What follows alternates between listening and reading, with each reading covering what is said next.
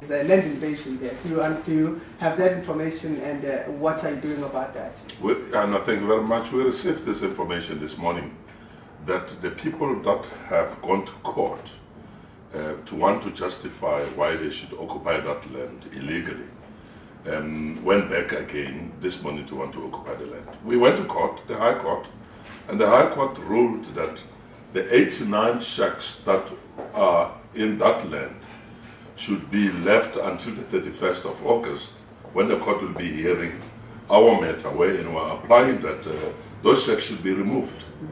Everybody should be evicted there because we've got plans underway to develop human settlement for people, decent human settlement for people. They cannot allow lawlessness now to take reign in that area. MEC, I just have to ask this. The people are saying that they've been waiting for the longest time. Some are saying they've been waiting for years and years, decades, to say exactly what they were saying, but there hasn't been anything, and they've grown wary of this, and they're saying they want to get the land now, and they want to build their houses now. What's the response to that? Why do they think they must become alternative government? Government is elected to govern, and government has made public its public policy choices known about Section 25 of the Constitution, that we must expedite the process of returning land to the landless. The provincial government of David Makura, the Premier, myself as MEC of Human Settlement, coming into the department, we have made it known that we are engaged in a program of rapid land release program to make serviced sites, now I emphasize, serviced sites for people who are qualifying to build houses for themselves. What else do you want from government? You cannot set an alternative government. We're a constitutional state governed by the rule of law. And I think the nation should unite against lawlessness and anarchy, actually, because this thing should not take us anywhere. That people don't have houses? Definitely yes. That's why I have 1.2 million people in my waiting list. Why do I have 1.2 million people in the waiting list? Because I'm concerned about how many people need houses in Gauteng. What am I doing about it? I have a budget. Is the budget enough? No, there's no budget. It's never going to be enough. Do you have a commitment to build houses? Of course, I built 1.2 million houses in the last 20 years for people who are homeless. So, where is this impatience coming from?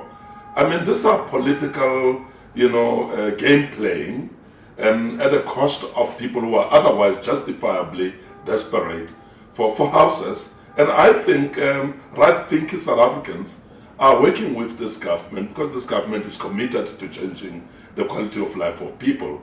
And the housing of the homeless is one of the fundamental commitment of this government to deliver that. And we're hard at work. I mean, for the last 100 days, I've been hard at work to ensure that the issues raised by our people in the south, in El Dorado Park, Enadale, everywhere else, are actually addressed. I've made an announcement that I have secured power of attorney from the city of Johannesburg, who otherwise owns that land, so that we can begin to put the plans and the services, and we can begin to dedicate the budget for development there. That land that they want to occupy, those few people, about 150 or so of them, at the present moment there's 89 people there.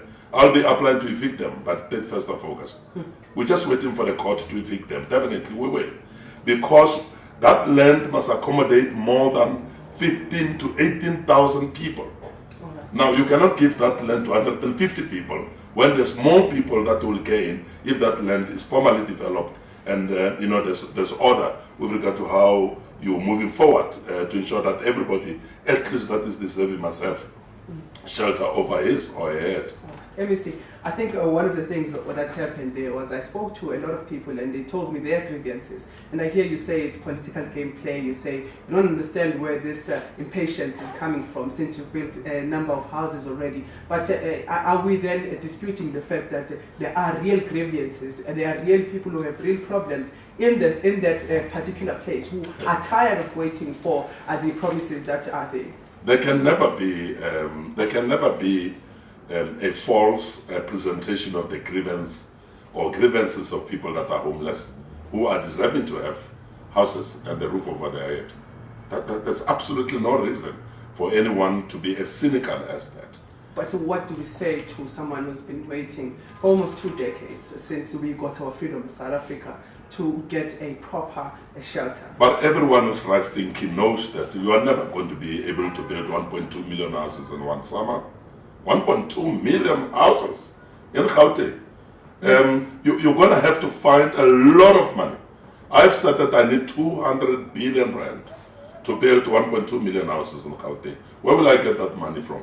It's a progressive realization of that first generation right, the right to adequate housing, which is provided for in the Constitution.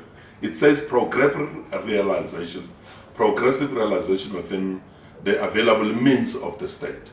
And there is no violation of the rule of law from government. Government has got statistics to prove that it is meeting its obligation insofar as the expectation of the right of access to housing is concerned, as it is enshrined in the Constitution. Okay, very quickly. How far is that process of giving people the houses, and what's the plan for those people? Ennerdale, Eldorado Park, Extension 6, 9, Extension 3, South and Farm, and many other portions of the land that has been identified by our government are now available within the available resources to put the services, and in most of the cases we are going to make land service sites available to people who can be able to build houses for themselves. And I don't expect someone again to bend the tires and say, no, listen, I want now 2,000 square meters of land. There's not much land in Gauteng for everybody. So we're going to have to use whatever we find as suitable for development to ensure that we accommodate as many people as we are. And that's why we are now going high density. In fact, 4-floor human settlement approach is never going to be sufficient for Gauteng and the increasing population in this province. I have already pronounced publicly that we are now looking at the possibility of going the high rise as all other cities are doing. So every piece of land that is being identified definitely will give some few people who are deserving, who qualifies, pieces of land to build houses for themselves. But the approach is to densify so that we can accommodate as many people who are deserving as we can to ensure that the stability is in this environment. So there's no need for people to resort to violence. Right. They are breaking the law.